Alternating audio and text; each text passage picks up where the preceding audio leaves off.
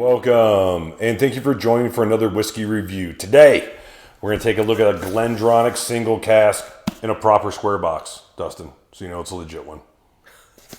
As opposed to round tubes. These snobs. This one is... This one's a 1990... As he shows me his 5 Lagavulin 25s. This one is a 19-year-old Oloroso Sherry, single cask 1995. This particular one is cask number 4941. It was distilled back on the 11th of January 1995, and it was bottled in 2014. Yep, November 2014. Wow, that's a long time ago. Long time ago. 57% ABV on the button. Keith, you brought this over here. You like Glendronachs? Love Glendronach. A lot of people tell me some of their favorite Glendronachs around this 19-year age. You got this, I'm sure, from an online retailer. Honestly, it's weird. It's like the 19 and 26-year-old. Like I love like the 19 PX and Oloroso better than the 23-year-old Oloroso and PX. I don't know. It's just that 19-year-old age is. I think it's just the cast. It just happens to be the 19-year-olds that a lot of people have been good. So this is the old distillate then, Keith? Mm-hmm. So this is old distillate, but it's 19 years old because it was bottled in 14. That's crazy. There's still bottles of this floating around. Amazing. All right, so let's get into this one, guys. Mike already knows he's gonna like it. He's like, let me just keep pouring here. Yeah, I try to limit off some. All right, so Finishes off tonight, gentlemen. None of this is leaving, Keith. That's if it's even half as good as I'm expecting. So once again, we got our buddy Keith from Malted Man Cave joining us today. A lot of people were wondering where Keith was. Apparently, he was in my basement. He locked me up. So siphoning my Kaleo 35s. But always good when Keith gets to join us. Well, it turns out his wife actually got him life alert. I don't know why she chose that, but he pulled the button Cheers, finally. Thanks for having me over. I'm alive. All right, so Oloroso cask, Glendronach. Sometimes they're good. I prefer PX, but this one here, let's get into it. I didn't know that. You prefer the PX? Mm-hmm. I'm a Lagavulin fan, man. They use PX well. Like a dirty, cheap version of sherry. Hershey milk chocolate. Man. Straight. This is like Hershey milk chocolate powder right on the nose. Yeah. Nesquik. Oh, you're right. No, it's Nesquik. It's not Hershey. It's Nesquik. From when we were kids. That little bunny's jumping in my head now. You had to pop open the top and you had the scoop. And, whoever's watching said, okay, 1 scoop, that's normal. No, 5. No. You know what this actually is? No. I'm changing my mind here. It's hot chocolate with marshmallows. There's some of that too, yeah. It's the hot chocolate with the marshmallows that when you were a kid and you made that little mixed thing. Yep. That is absolutely what this is. There's a little bit of ginger, and I know because we had the Macallan, was it Rare Craft Black? Mm-hmm. And it was super, a ton of ginger. You're right. I wouldn't there's a touch, it's not as much as the... No, I wouldn't have gotten it. But a touch of ginger. Because you get the ginger right at the same time you get that oak note, which honestly, for me, I tend to like these Glendronachs with just a tweak more oak. Just a hint. This one's a little light on the oak. It's clean for a single cask Glendronach. Mm-hmm. But it's still that cold note is there. Yeah. Cold. Yeah. I'm going to miss the cold-fired Glendronachs so much. Well, why are you going to miss them? You're never going to buy another Glendronach. They decided to cancel the brand. Dude, I'm over the new Glendronachs. I'll never buy one ever again. After Rachel Berry's... Other than the old ones. After Rachel Berry's first release of that cast strength one, that was just horrid. Yeah. And then, the next one she put out was actually drinkable, but the first one was terrible. And then they decide 2 years later, we're going to chill filter the 18 and the 21. It's like being a Bears fan. It's like, why are you a Bears fan? You know the crazy They're thing doing everything wrong. Do you think that they just don't have as many good casks left? That has nothing to do with chill filtering whiskey. Oh, I know. That too.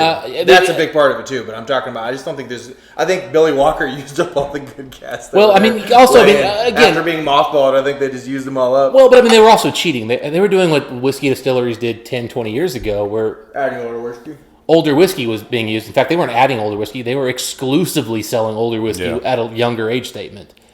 Well, of course, it was better. Spoiled. Yeah, we're spoiled with Glendronach. But the fact that a distillery made a point of emphasis for a decade, built all of this fandom up, advertising unchill filtered. What a disappointment! And non-colored, and they're still saying non-colored, but they've dropped that non-chill filtered. I mean, it's just it's a trashy move, and it's something that as whiskey fans, I'm not going to support. Yeah.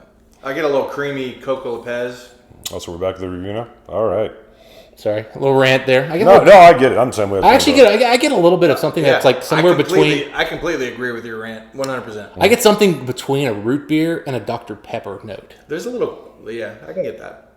There's something in between the two of them, and it's a hint of nuttiness where the oak Peanut comes butter. in. Guys, I agree with almost every note you guys are saying, but I will say this. This still leaves me wanting more. Like, nothing is over the top. In the world of Glendronach single casks, this is a B minus on the nose for me right now. It's not as good as the ones that we had, the old 20, remember the 19 or the 20-year-old that we reviewed? You brought a 19 and a 20-year-old like PX that were freaking both hitters. That 20-year-old was one of the better whiskeys I've ever had. Those were both good, man. I can't remember one being distinctly better. Still, I mean, compared to the general whiskey landscape, I think this is really good. But those 20-year-old and 19-year-olds from like 2-3 years ago that I got in the whiskey world, they were just superb. Milk chocolate, coal, a little stinging almost. Yeah. It comes off a little bit, I wouldn't say young, but younger than some of the single casks that I've had, which isn't necessarily a bad thing. See, I think PX kind of covers up a little bit of the bite, a little bit more than the Oloroso does with some of these. But beautiful chocolate, milk chocolate. Molten milk ball. You get the earthy, like a little dirty note. Like well, the cold note. The cold note does that. Cold, the cold note does that for me. Well, I get the cold. I don't know if I get Dunnage Warehouse. Yeah, I agree. Really? Agreed. Yeah. Yeah. I think these old Glendronachs, I always get that earthy note. I get Nesquik seem like you throw a little dirt in there. I get some earthiness. I wouldn't say that the earthiness here is where I go back to Dunnage Warehouse. Agreed. So I get earthiness and I get the coal. Mm-hmm. But when I think Dunnage Warehouse, there's a certain different earthiness that I get. This one's a little bit cleaner than Dunnage Warehouse notes to me. Yeah, too thin to be Dunnage. Like as far as like the overall cask influence note. Yeah, I mean it's still there, but it's just too thin. The way the oak is playing with this doesn't come off as Dunnage Warehouse. Maybe again, it's 19 years, and when I think Dunnage Warehouse, usually it's got to be minimum 15. But usually I don't get the Dunnage notes until early 20s. Yeah, agreed. So this maybe. What do you mean by Dunnage now? I mean, you can experience Dunnage even if it's like 4 years old. You get that kind of earthy note. You could. We're talking oak. We're talking Dunnage. Well, I think the oak flavor on a Dunnage Warehouse aged cask gives off a different profile. So the way the oak tastes is different. That's how I've always associated. Now maybe I'm picking up notes and just incorrectly, pinning them to the wrong thing. Could be. I mean, again, I'm just drinking it, guys. I'm not doing like a controlled test, same distillate from different locations. Even if we've all had like 10,000 whiskeys, unless we've like worked in Scotland and had like scientific tests where we're like, all right, this was in a Dunnage Warehouse, this was not in this exact same distillate. Everything is with the exact same cask, same sherry cask. It's all just opinion that we're over time exactly making high educated guesses. Yeah, exactly. And but like when I get like some of the younger Cadenheads, there's a note in the oak that I get. And I tend to go back to Cadenhead as my standard for what Dunnage is, just because I've had the opportunity to have 20 different distillates that all have a similar tasting note. And mind you, I could just be oversimplifying by Cadenhead profile, and I think it's all Dunnage. Correct. So I'm right there with you. When I think Dunnage, I think of two things. I think of old Cavaliers, and I think of Cadenhead, like independent bottlings, for the most part. And I know what those taste like, and this isn't either. But again, the Cavalier is different from the Cadenhead version of it, so I could just be missing.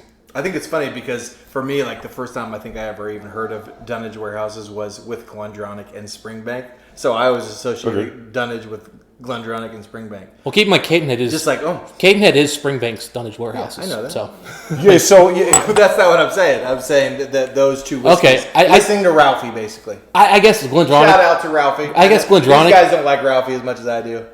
Because he doesn't review as expensive whiskeys as you guys typically like. You make it sound like we haven't both seen hundreds of Ralphie videos. Mm-hmm. We clearly have. Have you watched hundreds of Ralphie videos? Easily. Really? Mm-hmm. I mean, Ralphie is one of the OGs, and I mean, I've spent enough time. In fact, funny story. I had a Ralphie video going on, and I was playing a game on my phone, and I didn't realize that there's a speaker setting on there where people can talk to each other. And I'm getting near the end of the game, we're playing, and one of the guys goes, "So now I've learned everything about Scotch." And I'm like, "Wait, is my mic on?" He goes, "Yeah." I was like, "Oh, my bad." I know this is pretty much true for every whiskey you have, but I remember this one gets a lot better with time in the glass. Sure. It's a lot richer. This is what I would refer. So Even now, I'm telling you. So, like, you had that 13-year-old. I think that you brought the 13-year-old Glendronach over here that Mike had sitting on his bar for maybe a year. Mm-hmm. No, I never had that. That was his. Oh, was it his? Okay. He had an 11. Okay. Anyway, that one came off more concentrated, more dense, More Dunnage. and more. Actually, yes, than this one does. What's surprising me on this one is the lack of oak for a 19-year-old cask strength whiskey. I'm not saying it's lack. It's not. There's no oak, but it's very light in the oak. I definitely think the sherry cask steal the show, and they cover over the oak. But I still think there's enough there in the background that makes it pleasant.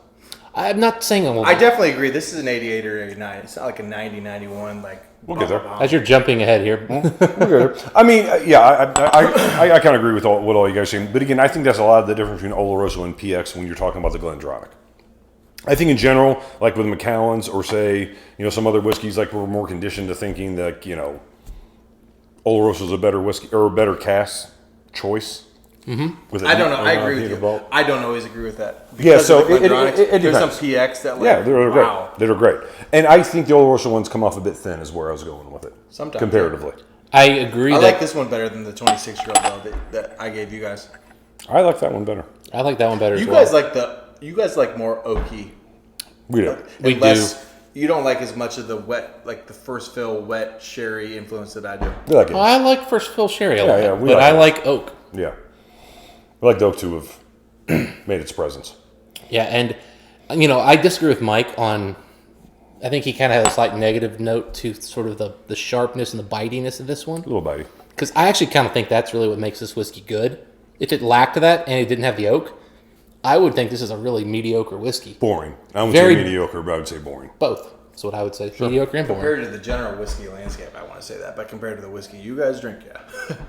Well, Kalila 35. Well, I mean, Lagavulin 25. Well, but what I'm getting at is this just By the for those who don't listen. I know most of you guys watching your guys' channel like better. Well, but again, we're talking about this is better than most whiskey out there. Well, it is, but we're also we're talking about a $400 bottle of whiskey right now. $400 bottle of whiskey should be a 91. Yeah.